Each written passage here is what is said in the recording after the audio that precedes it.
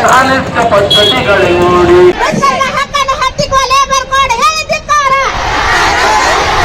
ಎಲ್ಲರಿಗೂ ನಮಸ್ಕಾರ. ರಾಜ್ಯದಲ್ಲಿನ ಅಂಗನವಾಡಿ ಕಾರ್ಯಕರ್ತೆಯರು ಮತ್ತೆ ಹೋರಾಟಕ್ಕೆ ಇಳಿದಿದ್ದಾರೆ. ದೇಶದಲ್ಲಿನ ಪ್ರಮುಖ ಕಾರ್ಮಿಕ ಸಂಘಟನೆಗಳ ಕರೆಯ ಮೇರೆಗೆ ರಾಜ್ಯದಲ್ಲಿನ ಅಂಗನವಾಡಿ ಆಶಾ ಕಾರ್ಯಕರ್ತೆಯರು, ಗ್ರಾಮ ಪಂಚಾಯಿತಿಗಳಲ್ಲಿ ಅರೆಕಾಲಿಕ ಸೇವೆ ಸಲ್ಲಿಸುತ್ತಿರುವ ನೌಕರರು ಅಲ್ಲದೆ ವಿವಿಧ ಕಾರ್ಮಿಕ ವೃತ್ತಿಪರರು ಕರ್ನಾಟಕ ರಾಜ್ಯದಾದ್ಯಂತ ಪ್ರತಿಭಟನೆಯನ್ನ ನಡೆಸಿದರು. ಎಐಟಿಯುಸಿ, ಎಐಟಿಯುಟಿಸಿ, ಸಿಐಟಿಯು ಸೇರಿದಂತೆ ಹಲವಾರು ಸಂಘಟನೆಗಳಿಗೆ ಸೇರಿದ ಅಂಗನವಾಡಿ ಆಶಾ ಕಾರ್ಯಕರ್ತೆಯರು 2026 ಫೆಬ್ರವರಿ 12 ಗುರುವಾರದಂದು ಬೆಂಗಳೂರು ಸೇರಿದಂತೆ ರಾಜ್ಯದ ವಿವಿಧ ಜಿಲ್ಲೆಗಳು, ತಾಲೂಕು ಕೇಂದ್ರಗಳಲ್ಲಿ ವಿವಿಧ ಬೇಡಿಕೆಗಳನ್ನು ಈಡೇರಿಸುವಂತೆ ಆಗ್ರಹಿಸಿ ಬೃಹತ್ ಪ್ರತಿಭಟನೆ ನಡೆಸಿದರು. ಕೇಂದ್ರ ಸರ್ಕಾರವು ಈಚೆಗೆ ಜಾರಿಗೆ ತಂದಿರತಕ್ಕಂತಹ 4 ಪ್ರಮುಖ ಕಾರ್ಮಿಕ ಸಂಹಿತೆಗಳನ್ನು ವಾಪಸ್ ಪಡೆಯಬೇಕು.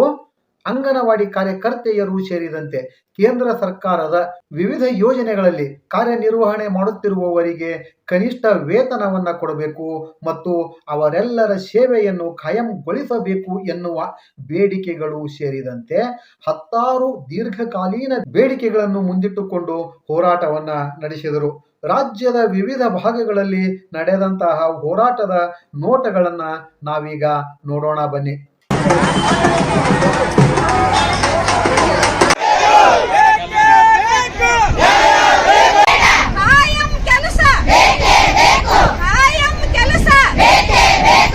ಬಜೆಟ್ನಲ್ಲಿ ಅಂಗನವಾಡಿ ನೌಕರರ ಕಡೆಗಣಿಸಿದಂತ ಕೇಂದ್ರ ಸರ್ಕಾರಕ್ಕೆ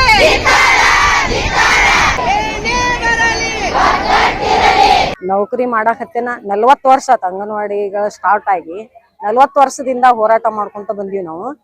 300 ರೂಪಾಯಿದಿಂದ ಹಿಡಿದು ಹೋರಾಟ ಮಾಡಿ ಈಗ 11,500 ಆಗಿರ್ತೈತಿ. ಆದ್ರ ನಮಗ್ ಕೇಂದ್ರ ಸರ್ಕಾರದವರು ಸಿರ್ಫ್ 3,000 ಅಷ್ಟ ಕೊಡ್ತೈತಿ.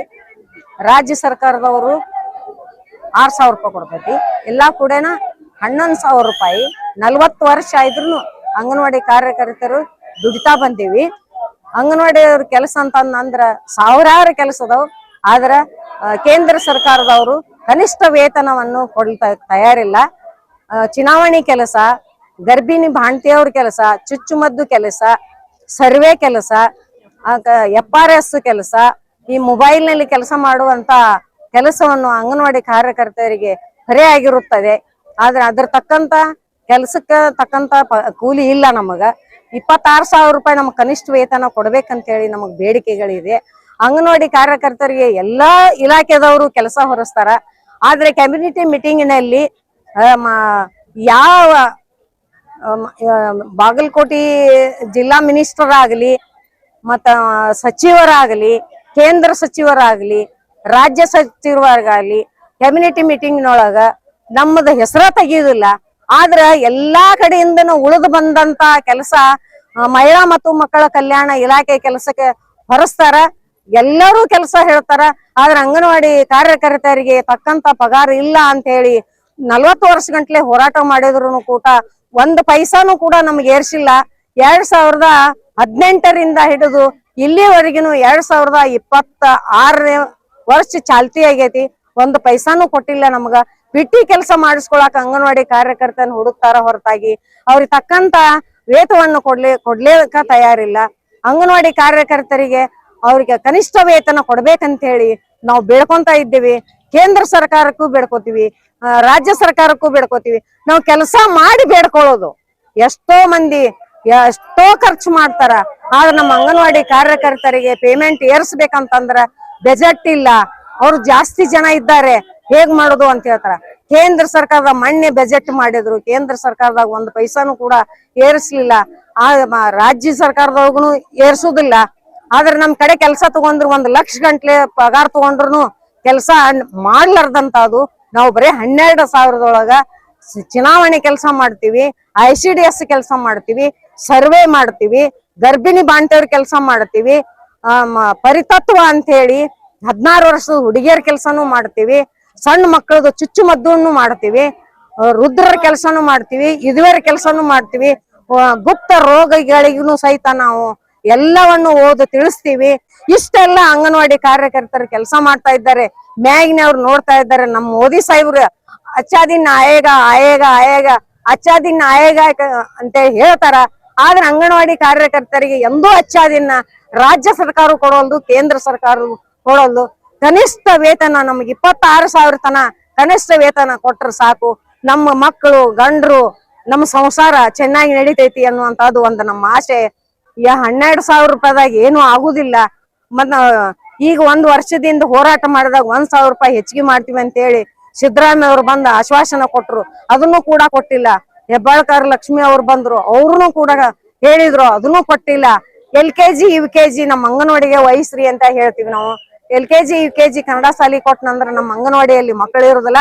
ನಮಗ್ ಸಿರ್ಪ ICDS ಕೆಲಸ ಮಾತ್ರ ನಮಗ್ ಬೇಕಾಗೈತಿ. ಇನ್ನಿತರ ಬಿಟ್ಟಿ ಕೆಲಸ ನಮಗ್ ಬ್ಯಾಡ್ ಆಗೈತಿ.